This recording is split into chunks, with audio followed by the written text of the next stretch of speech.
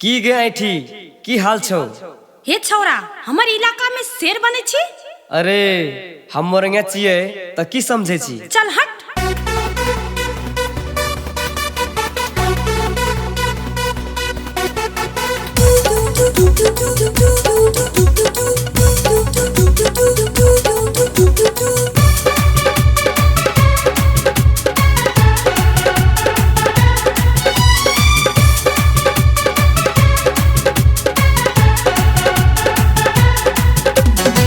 हम मधुसिया छोड़ा गे,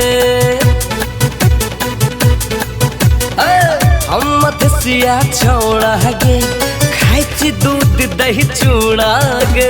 हम मधुसिया छोड़ा गे, खाई दूध दही चूड़ा गे।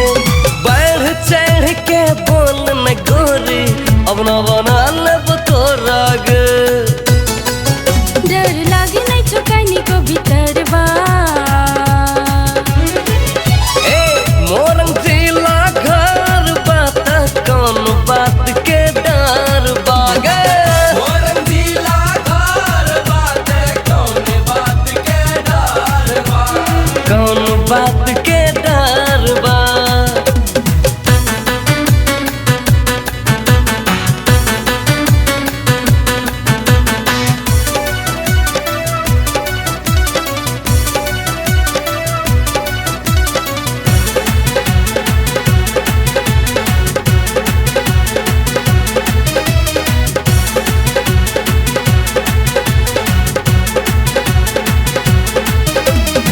खाई कौन विटामिन गोरी लागची बड़ा हट गे। तोरा बिना रहल न जाइए, करे छे मन छटपट गे। चल हट। खाई कौन विटामिन गोरी लागची बड़ा हट गे। तोरा बिना रहल न जाइए, करे छे मन छटपट गे। हमर भैया जबर का हवलदार बा। मोरंग जिला घर बात कौन बात के डर बागे।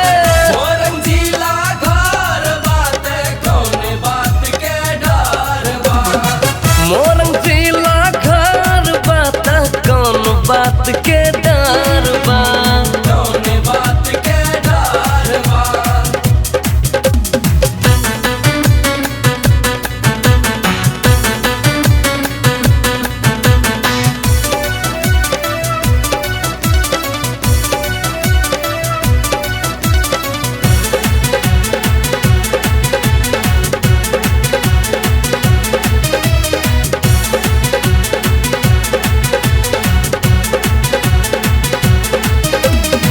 लौ के साथ घूमे छे छौड़ी, तू अपन सहेली गे।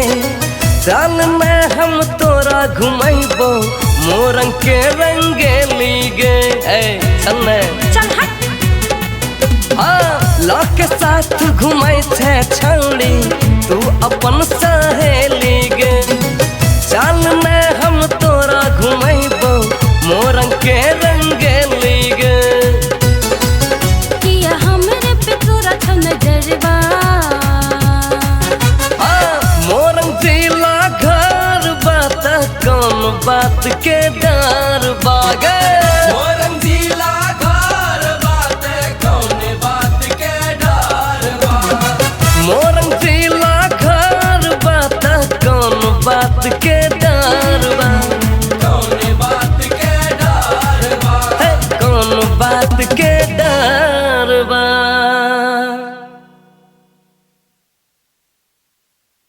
अगर आप भी चाहते हैं संगम मैथिली के वीडियो आप तक पहुंचे, तो आप संगम मैथिली चैनल को सब्सक्राइब करें और बेल आइकन को दबाना ना भूलें।